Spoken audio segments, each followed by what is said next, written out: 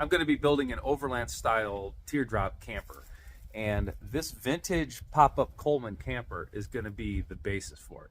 I'm going to strip it all down right now. We'll assess the frame, and we'll see if this is going to be suitable for my build.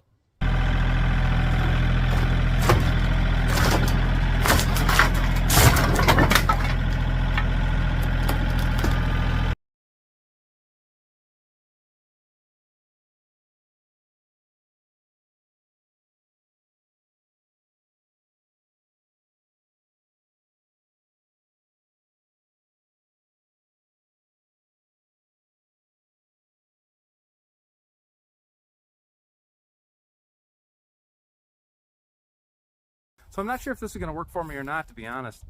Most of the teardrop plans are based on 4x8s or 5x8s. This thing is just a touch over 4 if I cut to the frame rails.